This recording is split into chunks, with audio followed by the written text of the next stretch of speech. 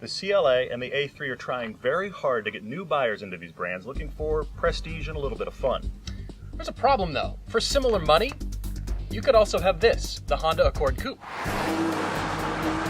And where I'd like a little more sensitivity, it has the qualities of my favorite German automobiles. This CLA has the fun, has the aspirational sense of occasion you would hope if you're going to step up into one of these little German cars.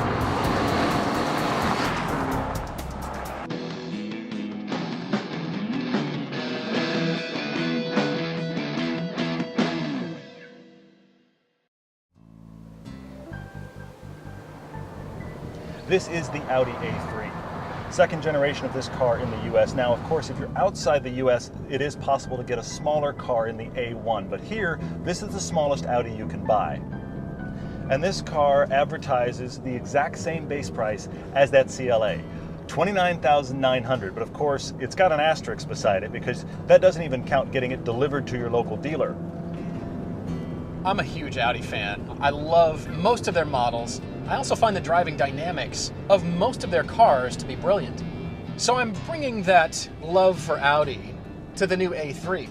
This A3 is almost exactly the same size as the original A4 in the US. This base model also means you've got a 1.8 liter engine. If you want to get the 2 liter engine, you instantly wind up quattro. So for this comparison of front wheel drives, we only have the 1.8. So we had to drive the new A3. We had to know what this car is like. Stylistically speaking, the Audi is the most buttoned down. It's got the giant corporate front end. The most notable thing about the A3 is the fine shoulder line that wraps right around into the rear spoiler, and I like the way the lights are designed, the rear taillights.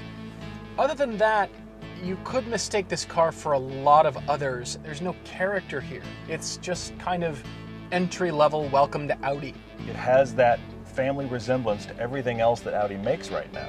Not necessarily a bad thing, it's also not exciting. It's an average-looking guy in a decently tailored suit. The interior is very familiar. It's German, it's VW, it's Audi, it could be a number of different cars. The materials are great. I like the aluminum inserts here. They're creative. There's just not enough of it. The only real thing that makes it interesting is the screen that can be retracted into the instrument panel. And it's cool, but it's kind of a single party trick. Once you close that down, which you can do anytime, you start to realize this is a remarkably simple interior. Money has been saved here. The thing is, these interior pieces, most of them don't feel any better than a $30,000 Volkswagen. And that's the place where you kind of want the Audi to be better, but at this price point, it can't. Yes, it has Audi's fantastic switchgear and the gauges and the interface. That's all excellent. In fact, Audi does that better than just about everybody.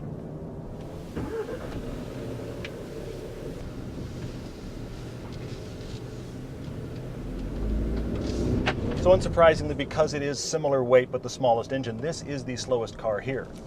Power is good. 0 to 60 in 7 or so seconds is not really a slow car, but you're not going to get wowed by it. You have to go into manual, you can put a foot into it and find the upper RPM. Then this little 1.8 has a little bit of power. This gearbox, which does Audi's forward for up, back for down, is the best gearbox of these three. This dual clutch does feel related to all of the really good dual clutches that you find in the VW family. It's a 6-speed, but there's no paddles. Everything you do has to be with a lever, and at this price point, that's not okay. Mercedes is showing up Audi in that department. As with the CLA, there's really no point on the tack where you feel like the turbo kicks in hard. It's very progressive, and if you want more power out of this car, you'll bump up to the 2-liter engine. I do wish there was more power, but an A3 is never going to pin you in your seat, especially with the 1.8. So having only 170 horsepower means you're going to be at the top of the tack most of the time if you're driving this car like we are on sporty mountain roads. One great thing is that the chassis here is very small and it's pretty taut. So it feels like a decent car to chuck around. It's just not as agile as I hoped for. It is a little bit better than your average front-wheel drive car. But once you've stepped into a German prestige brand, I expect better than this. What I'm looking for is something that's more precise. I'm getting a little worried. Here's the thing. I love how small and compact this car feels around me, but there's not a great feeling of how this car plants itself in the turns. It's missing almost entirely.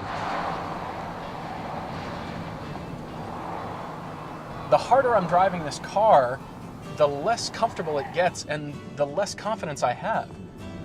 It feels soft, it feels tall and a bit top heavy. It doesn't inspire me to want to push even harder than I am.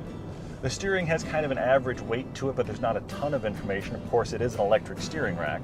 The steering is feeling like it's been shot with Novocaine. It still works, but you're not getting a lot of feeling there.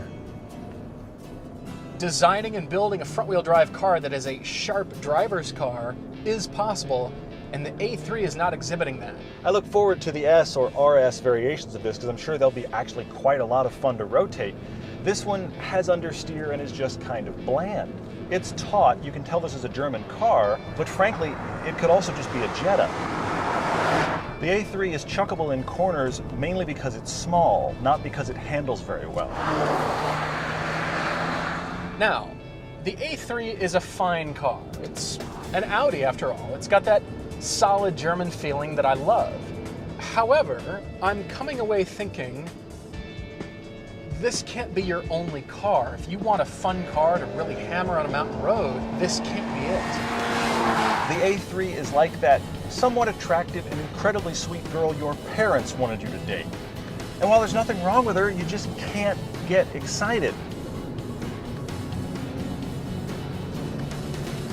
Because it's an Audi, it's still top quality, but it isn't the driver's machine that you're looking for.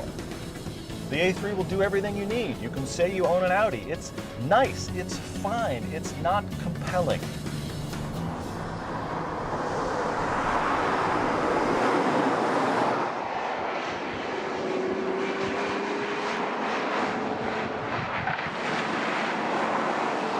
I don't care what marketing departments say. The range is ridiculous. As much as I love German cars, I understand and I tend to agree with you.